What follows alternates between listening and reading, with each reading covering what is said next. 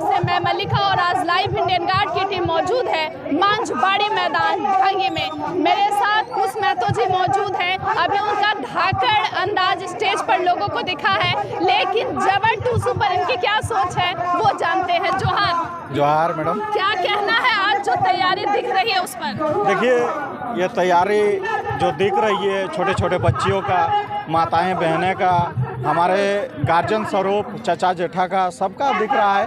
तो हम लोग पहले भी, हमारा इतिहास बहुत पुराना है। हम टूसू पर्व बहुत ऐतिहासिक, बहुत पहले से हम लोग मना रहे हैं। लेकिन टूसू पर्व हम लोग गांव में, घर में, छोटे छोटे तबके में करते थे। लेकिन हमारे 2 साल की जो आंदोलन हम लोग किए, इस आंदोलन से हमें एकजुटता मिली, समर्पण मिला, एक एकत्रित होने का मौका मिला। और जो भी हम लोग का समस्या होता है, इस अवसर में हम लोग एक होके एक दूसरे से साझा करते हैं और प्रयास करते हैं कि हम लोग का जो भी समस्या है उन लोग का समाधान करने का प्रयास करते हैं। आगे हम लोग छोटे छोटे तबके में बंट के रहते थे, लेकिन जब से आंदोलन हमारे दादा टाइगर जयराम महतो के नेतृत्व में, आह्वान में किया जा रहा है, तब से हम लोग एकत्रित होने का प्रयास कर रहे हैं। चाहे वो आपका रांची का एल्बर्ट का चौक हो, चाहे आपका रणधीर वर्मा चौक हो, या फिर चाहे आप जमशेदपुर साक्षी का चौक हो, आप तमाम झारखंड का हर एक चौक चौराहा में देखिएगा कि हमारे टूसू पर्व हो या करम महोत्सव हो, सभी त्योहारों को हम लोग वहाँ पे मनाने का प्रयास करें, ताकि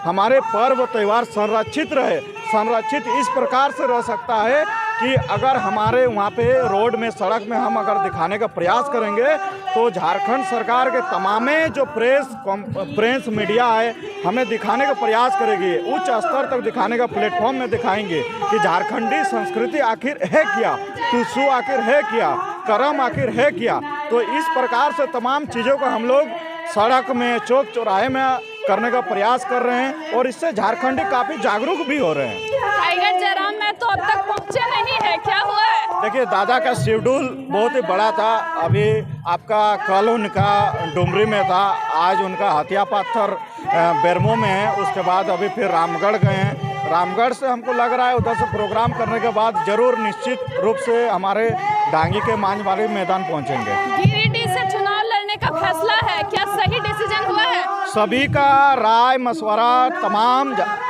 JBKSS के सक्रिय साथी, केंद्रीय सदस्य और झारखंडियों के तमाम, गिरिडीह जिला नहीं, झारखंडी आह्वान पे दादा हमारे ये आवाज़ आ रही है, झारखंडी आवाज़ आ रही है कि दादा को गिरिडीह से लड़ाया जाए। झारखंड में मोदी लहर या फिर टाइगर लहर? देखिए सिर्फ टाइगर जयराम महतो, टाइगर जयराम महतो के अलावा कोई नहीं है अभी, क्योंकि टाइगर जयराम महतो ही ऐसा आदमी है जो, मोदी जी तो बोल दिए 15 लाख दिलाएंगे, 15 लाख दिलाएंगे, लेकिन हमने 15 लाख रुपया मुआवजा दिलाने का काम किया, 15 लाख नौकरी तो दिलाने का काम नहीं किया, क्योंकि हम लोग ना सरकार में है, ना सत्ता में है, ना हमारे पास विधायक है, ना सांसद है। बिल्कुल एकदम हम लोग अगर निश्चित रूप से हमारे विधायक, सांसद, मंत्री जीत कर आते हैं तो तमाम जो बेरोजगार छात्र दिखाई दे रहे हैं सभी को हम लोग रोजगार देने का काम करेंगे। और जितने हमारे सांस्कृतिक, जो हमारे टूसू हो, करम हो, जितने भी हमारे सभ्यता सांस्कृतिक दिखाई दे रहा है, इसको हम लोग सिलेबस में लाने का काम करेंगे।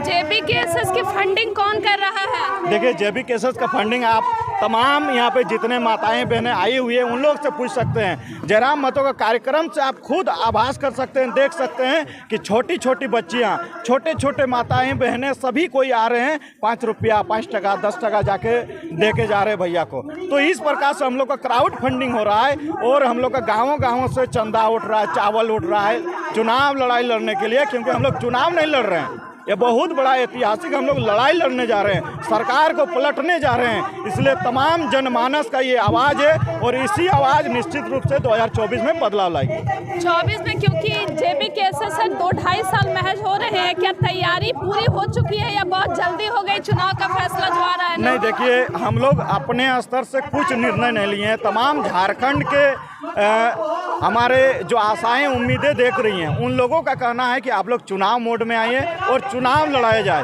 क्योंकि आप लोग हाउस में नहीं जाइएगा, विधान परिषद में नहीं जाइएगा, लोकसभा में नहीं जाइएगा, तो हमारी आवाज़ को कौन उठाएगा आखिर? आप जिस प्रकार से देखे होंगे कि हमारे साथ गलत किया जा रहा है, हमारे वैकेंसियों को बेचा जा रहा है बाहरियों को। आप लैब असिस्टेंट का देखिए, आप MI कोऑर्डिनेटर का देखिए, BPO का देखिए, आप तमाम झारखंड के जो वैकेंसी उन लोग को बेचा जा रहा है, तो उन लोग का आखिर आवाज़ उठाएगा कौन? जो गलत नीति बनाया जा रहा है 60-40 हो गया, इस प्रकार का नीति का विरोध करेगा कौन। इसलिए हम लोग का झारखंडी आवाज़ आया है, एक पूरा झारखंड के नौजवानों से, छात्रों से, मजदूरों से, भाइयों से, बहनों से, चाचा चाची से, सबसे आवाज़ आया है कि आप लोग चुनाव में आइए और हमारे लिए काम कीजिए और विधायक और सांसद बन के जाइए और झारखंडी आवाज़ को रखिए सदन में। जो झारखंडी चंद पैसों के खातिर या किसी प्रलोभन में आकर वोट करते हैं, उनको क्या कहना है? देखिए, अभी तक जिस प्रकार से हमको लग रहा है कि तमाम झारखंडी जग चुके हैं और उन लोग सड़क में आ चुके हैं, कटने के लिए आ चुके हैं। इस प्रकार से झारखंडी कभी नहीं जगा था।